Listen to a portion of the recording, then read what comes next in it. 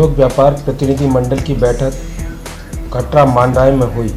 इस बैठक में व्यापार मंडल के अध्यक्ष विशाल श्रीवास्तव ने कहा कि वर्तमान में लॉकडाउन से मिडिल क्लास व्यापारी समाज अत्यधिक ज़्यादा आर्थिक तंगी के दौर से गुजर रहा है, जिससे व्यापारी व दुकानदार समाज को अपना परिवार चला पाना व परिवार का जीवन यापन करना अत्यधिक मुश्किल हो रहा है, क्योंकि वर्तमान में सबसे ज़्यादा दिक्कत मिडिल क्लास व्यापारी की है। इसी कारण माननीय मुख्यमंत्री जी से अनुरोध है कि उत्तर प्रदेश में 24 मई के बाद लॉकडाउन न बढ़ाया जाए।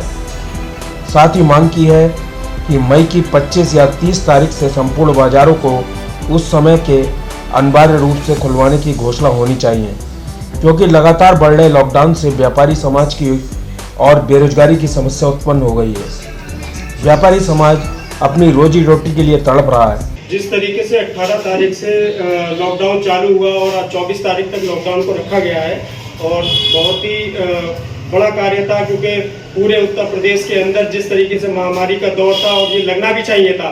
हमारे व्यापार मंडल ने भी इसकी मांग की थी कि 2 दिन 4 दिन से नहीं होगा, लंबा 15 से 20 दिन का लॉकडाउन को लगाया जाए।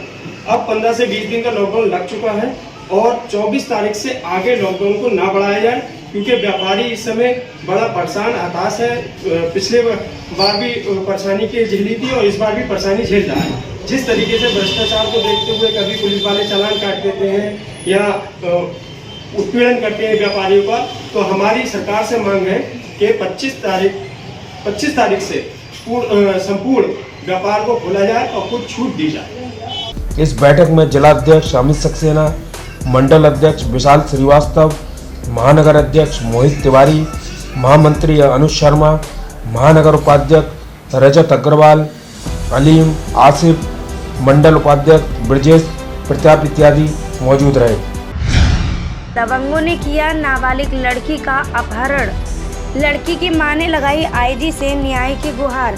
बरेली में एक तरफ योगी सरकार में यह कहा जाता है बेटी बचाओ बेटी पढ़ाओ, लेकिन आज ऐसा ही मामला पैनी नजर सामाजिक संगठन द्वारा उठाया गया। आपको बताते चले, थाना उजियानी क्षेत्र बदायूं जिले की रहने वाली नीमा रानी की नाबालिग पुत्री उम्र 13 वर्ष पिंकी का जबरन बहला फुसलाकर अपहरण कर लिया गया तथा उसके घर वालों को पुलिस के शिकायत करने पर जान से मारने की धमकी भी दी गई। प्रार्थनी के पति ने उसकी शिकायत जिला अधिकारी बदायूं से तथा वरिष्ठ पुलिस अधीक्षक तथा तहरीर थाना प्रभारी कोतवाली बदायूं को 20 तारीख 4वां महीना सन 2021 को दी है तथा 13 तारीख 5वां महीना सन 2021 को थाना उजियानी बदायूं को दी थी, परंतु अभी तक कोई भी एफआईआर दर्ज नहीं हुई है, न ही इसके खिलाफ कोई कार्रवाई की गई है।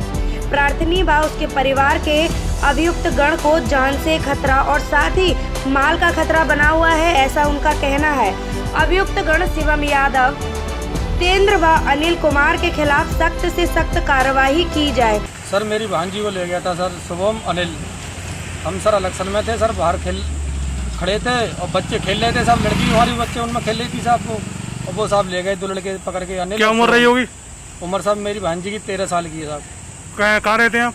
सब मैं रहता हूँ मिलन नगरा, थाना उजियानी। फिर क्या वो थाने गए थे? हाँ साहब थाने भी गए थे साहब, हमने सर एप्लीकेशन भी दी थाने में साहब, और कोई हमारी सुनवाई ना हुई साहब वहाँ पर। आज वरिष्ठ पुलिस इनके पास आए, आईजी साहब के पास? हाँ, आईजी साहब के पास आए थे अपनी साहब, हमारी वहाँ कोई सुनवाई नहीं साहब, यहाँ हमारी कोई सुनवाई। क्या कहा इन्होंने?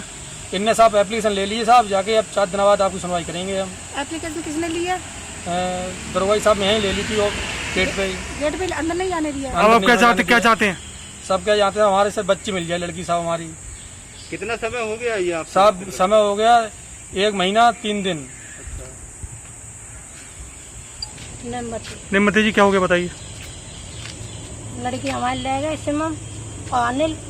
अच्छा, इससे पहले शिकायत करी आपने किसी की? हाँ, थाने में जाने शिकायत करी। क्या कहा थाने में? हमारी लड़की ले गए शिवम अनिल। कितना समय हो गया? 1 महीना 2 दिन। अच्छा, यहाँ पे इन्होंने क्या कहा? कागज ले लिए।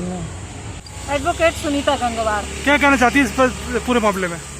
ये मामला अभी मेरे पास फ़ोन आया, 2 घंटे पहले मेरे पास फ़ोन आया था कि कहीं से इन्हें मेरा नंबर मिला है। तो इन्होंने कहा मैडम हमारी हेल्प कीजिए, और मेरी 13 साल की बच्ची का जो है अपहरण हो गया है और 1 महीना से ऊपर समय हो गया है। मेरी बच्ची की अभी तक FIR तक दर्ज नहीं हुई है। तो बोले मैं IG ऑफिस के सामने खड़ा हूँ। तो मैं फिर अपने वहाँ कार्यालय पर कुछ काम कर रही थी, तो फिर वहाँ से मैं यहाँ पे आई इन लोगों से मिलने के लिए, क्योंकि ये बेचारे दूर के हैं, दूसरे ज़िले के हैं। तो मैंने इनसे पूरी जानकारी हासिल की कि बच्ची छोटी सी बच्ची है, 13 साल की बच्ची है, और दबंग लोग आँख के सामने उठाकर ले जाते हैं। उसके बाद ये लोग थाने जाते हैं। थाने में इन्हें ही पीड़ित माँ बाप को ही धमका कर पुलिस भगा देती है। कहती है रोज चले आते हैं थाने में इस तरह की, तुम्हारी लड़की गलत होगी, तुम्हारी लड़की खुद भाग गई हो। बताइए 13 साल की लड़की गलत हो सकती, 13 साल की बच्ची खुद भाग जाएगी क्या? इतना मतलब समाज में पुलिस का नैतिक पतन हो चुका है कि इस तरह की घटनाओं पर संज्ञान न लेने के बजाय कहते हैं पीड़ित माँ बाप को ही धमकाते हैं। यानी कि पुलिस प्रशासन जो है नागरिकों की सुरक्षा के लिए नहीं बना है, बल्कि नागरिकों को धमकाने के लिए बना हुआ है पुलिस प्रशासन।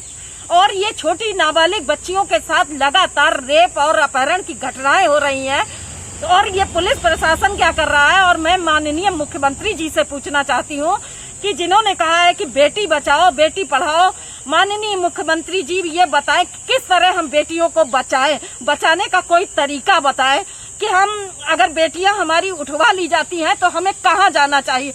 पुलिस से हमें धक्के के सिवा कुछ मिलता नहीं है, तो हमें कोई और जगह बताएं माननीय मुख्यमंत्री जी कि हम बेटियों को इन दबंगों से कैसे बचाएं। ये मैं पूछती हूँ, मैं संस्था पूछती है उनसे।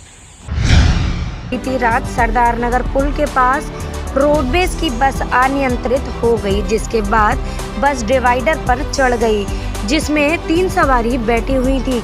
जानकारी में प्राप्त हुआ है कि किसी भी व्यक्ति को जान का खतरा नहीं हुआ, सब ठीक है। लेकिन इससे पहले भी कई हादसे एक ही जगह हो चुके हैं, लेकिन प्रशासन ने अभी तक कोई भी ऐसा पुख्ता इंतजाम नहीं किया है जिस पर यह हादसा बंद हो जाए। देखा भी गया है कि यहाँ पर लाइटिंग की व्यवस्था भी नहीं है, जिसकी वजह से कई बार वाहन रात में अनियंत्रित होने की वजह से दुर्घटनाग्रस्त हो जाते हैं। अगर प्रशासन यह संज्ञान में ले और यहाँ पर बिजली की व्यवस्था कर दे तो शायद ये दुर्घटनाएं नहीं होंगी, यह दुर्घटनाएं होने से कम हो सकती हैं। हमारे संवाददाता धीरेन्द्र सिंह की खास रिपोर्ट। बरेली में आज 21 मई तक 18 से 44 वर्ष तक के 67,754 लोगों का वैक्सीनेशन किया जा चुका है। इस आयु वर्ग के आज वैक्सीनेशन का प्रतिशत 78.50 रहा। जनपद में अब तक कुल 2,25,420 लोगों को कोरोना वैक्सीन लगाई जा चुकी है। आज स्पोर्ट स्टेडियम में 45 प्लस वाले 85 लोगों को ऑन द स्पॉट रजिस्ट्रेशन कर कोरोना वैक्सीन लगाई गई।